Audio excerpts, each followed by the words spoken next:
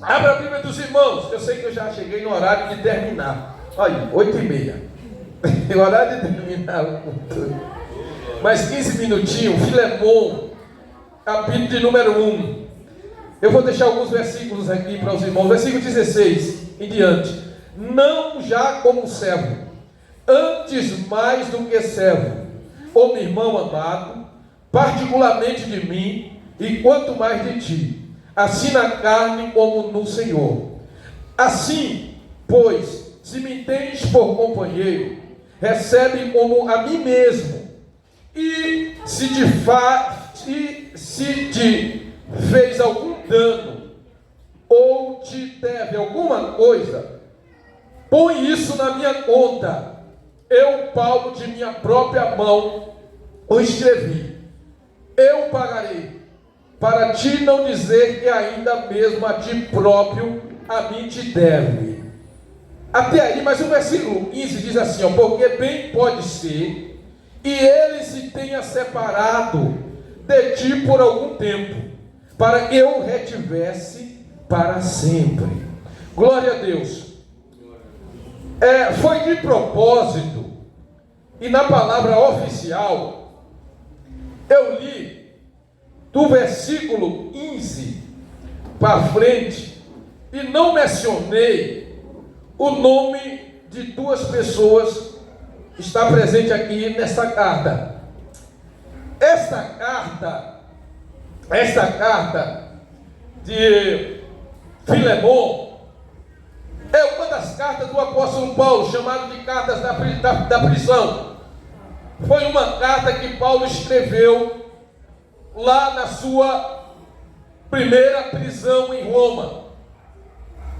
Os irmãos sabem que, amém, irmãos? Os irmãos sabem que a carta, naquela época, era um dos principais veículos de comunicação. Naquela época, se comunicava com carta, diferente de hoje. Eu estava ao sair de casa pensando que esses dias e um clique que eu dei, eu falei com o irmão lá na Venezuela. Outro clique que eu dei, falei com outro irmão lá em Portugal. Quão rápido está sendo a comunicação com as tecnologias que nós temos hoje. Diferente de quase 2000 séculos atrás. Algum tempo atrás, quando eu cheguei aqui na Bahia, era muito difícil falar com telefone. Poucas pessoas tinham telefone. Aquele telefone desse tamanho, dentro de casa. Alguns tinham, aqueles que tinham dinheiro. Os que não tinham, comprava fitinha e ia lá por orelhão. Orelhão para tudo quanto é lado. Esperar na fila para falar com um parente lá na Bahia ou no Paraná, em outro lugar. E eu recebi muita carta. Mandava uma carta para minha mãe e meu pai, ficava esperando, ansioso, retorno, esperar que alguém viesse de lá para trazer aquela carta, ou até mesmo o correio, e aquela ansiedade, né? E hoje está uma facilidade muito grande, não se precisa mais de carta. Talvez eu tenha algumas cartas ainda. Alguns irmãos devem ter algumas cartas, né? Outros têm uma carta lá do namorado ou da namorada com aquele perfume ainda, joga fora, tu já casou. Tu já casou, joga fora. Não fica procurando aí no Facebook, não, mexendo em coisa que não deve mais. Não queira ressuscitar o passado se tu está no presente preparado por Deus. Não ressuscite esse passado. Tem gente que fica removendo, puxando coisa lá de trás. Tu estás casado, tem filho, tem uma família. Mexa nesse negócio não, vai trazer problema. Ei, irmão, não mexa nisso não. Então, irmãos, tem coisas boas no passado que a gente gosta de rever, mas tem coisas, irmão, que não mexe nesse negócio não. Então a carta, voltando a carta, meu Deus, a carta, ela era algo que nos alegrava muito quando a gente recebia uma carta, mas hoje a gente tem várias formas de nos comunicar bem mais rápido. E nessa época que Paulo escreveu essa carta, Paulo estava preso e ele escreveu essa carta. A carta naquela época se levava semanas, meses e até ano para chegar ao destinatário. Se levava muito tempo a carta para chegar no seu destino. Essa carta, Paulo escreve, essa carta de Filemon, inspirado pelo Espírito Santo de Deus, mas ele escreve essa carta. Essa é uma carta que é chamada de uma carta particular, especial.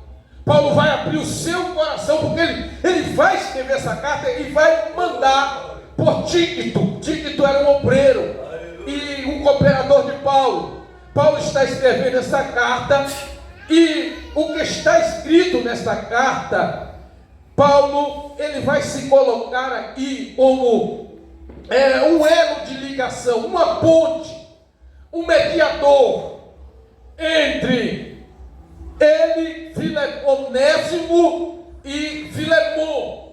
Quem era Onésimo? Onésimo era um escravo. E essa carta, eu fiz, como eu posso dizer assim,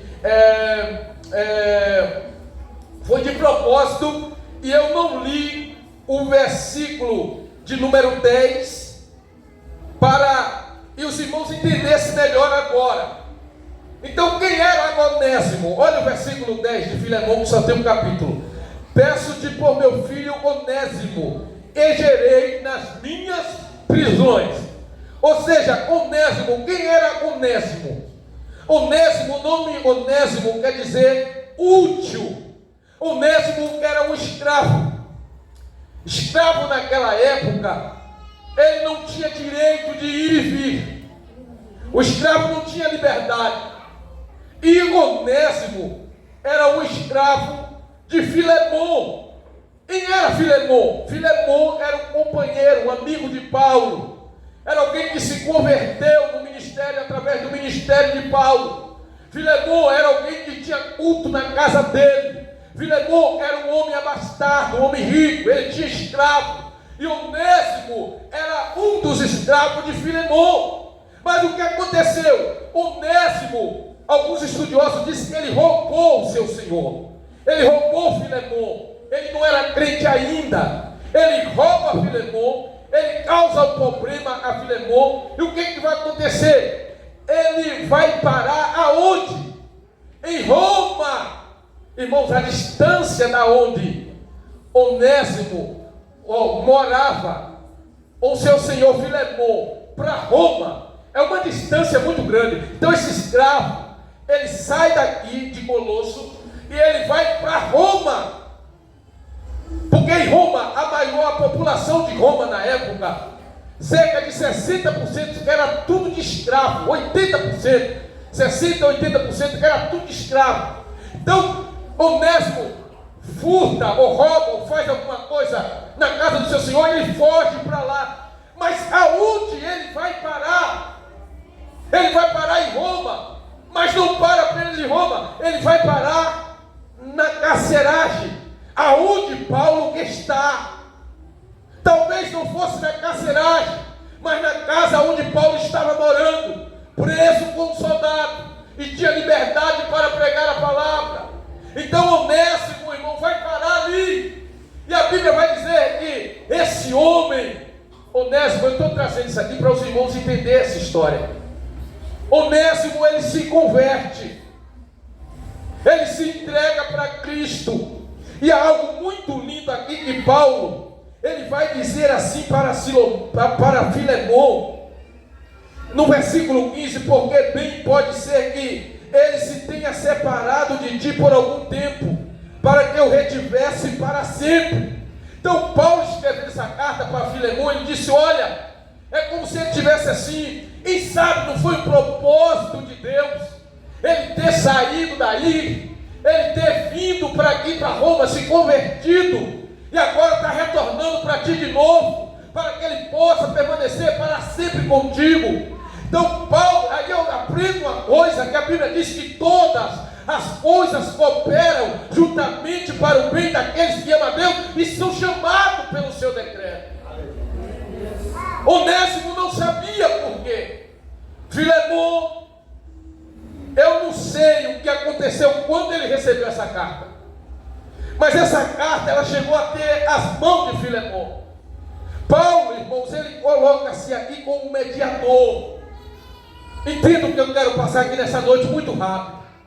Paulo, ele se aparece aqui como instrumento de Deus para levar Onésimo de novo à reconciliação.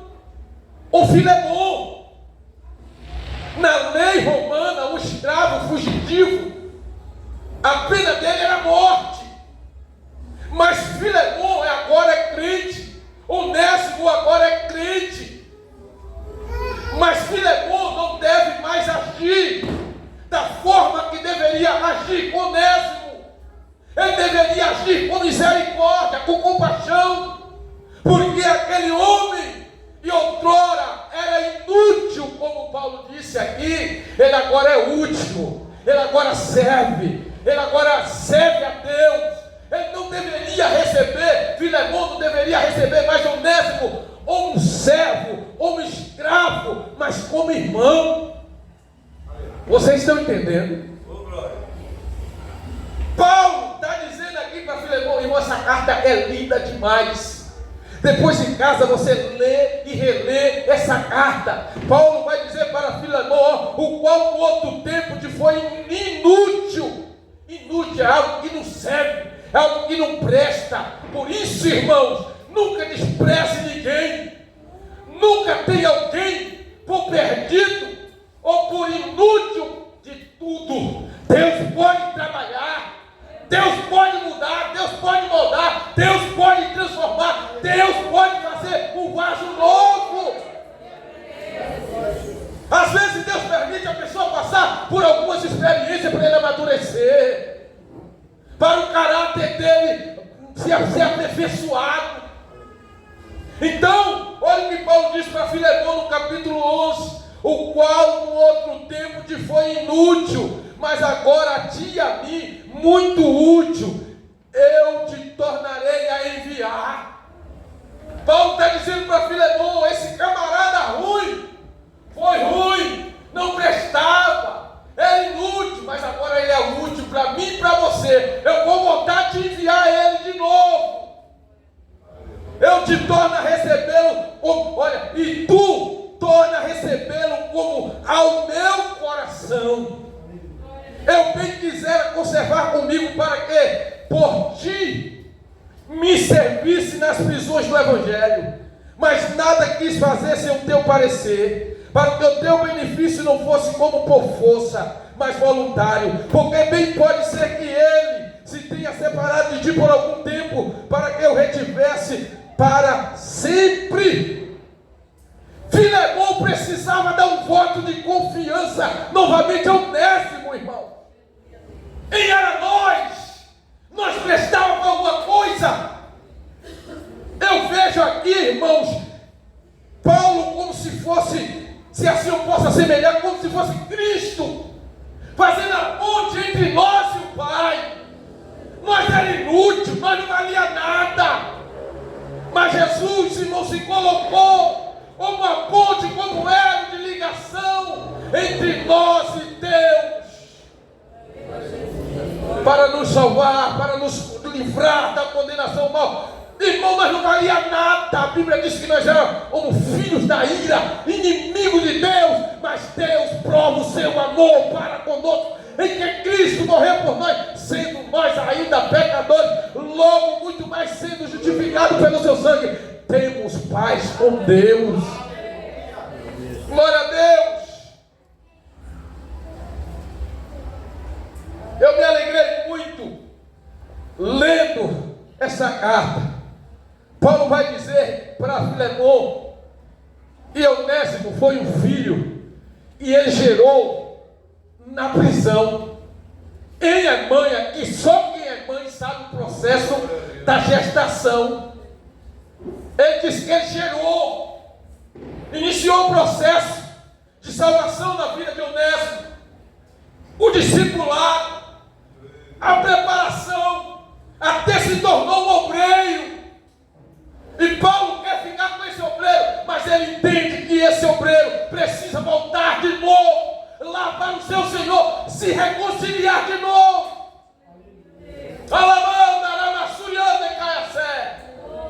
Deus reação. É como se Paulo dissesse: Filemon, perdoa Onésimo. E o interessante, irmão, que ele diz assim, olha o que ele diz assim, assim, pois, se me tem por companheiro, recebe como a mim mesmo. E se te fez algum dano, e se te fez algum dano ou te deve alguma coisa, põe isso na minha conta. Eu, Paulo, de minha própria mão o escrevi. Eu pagarei, para ti não dizer que ainda mesmo a ti próprio a mim te deve. Filemon devia a Paulo. Paulo está dizendo: olha, se ele fez alguma coisa, se te deve alguma coisa, põe na minha conta.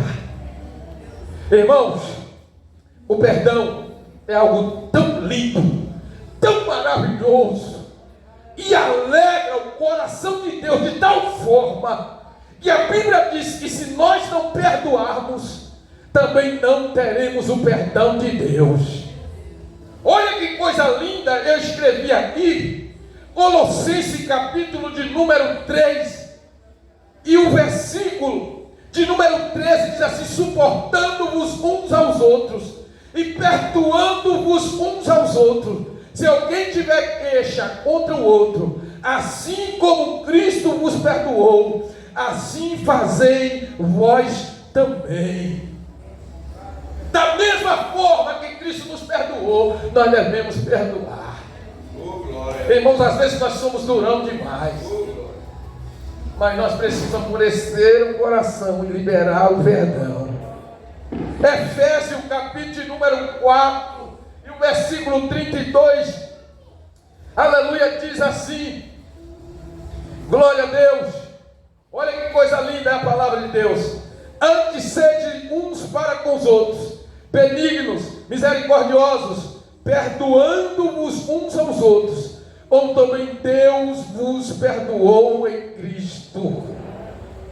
Irmãos, eu não quero entrar esse ano de maneira nenhuma, graças a Deus, com mágoa de ninguém, ou rancor, com ódio de ninguém. Eu quero aqui nesta noite, debaixo do temor de Deus, pedir perdão a cada um de vocês, a igreja, se porventura eu que falo muito, machuquei algum de vocês. Se há algo no vosso coração, por palavras ou por ações. Amém, irmãos, que está lá fora? Ouça para cá, como estão lá fora. Amém, irmãos, que está lá fora. Oh, Jesus, dá um toque para eles ouvir aqui, irmãos. Irmãos, então eu quero pedir aqui à igreja, me perdoe, olhe para os meus olhos, olhe para os meus olhos, baixa a cabeça não, olhe para mim. Eu te amo em Cristo Jesus. Eu espero que você me ame também como eu te amo. E se eu feri, machuquei alguém, em nome de Jesus, me perdoe.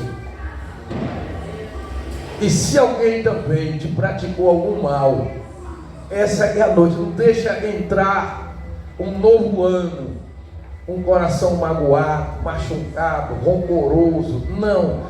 Libera perdão. Abre o coração. Deixa o Espírito Santo trabalhar. Fazer aquela limpeza do seu interior. Perdoe. Jesus disse: nisso conhecerão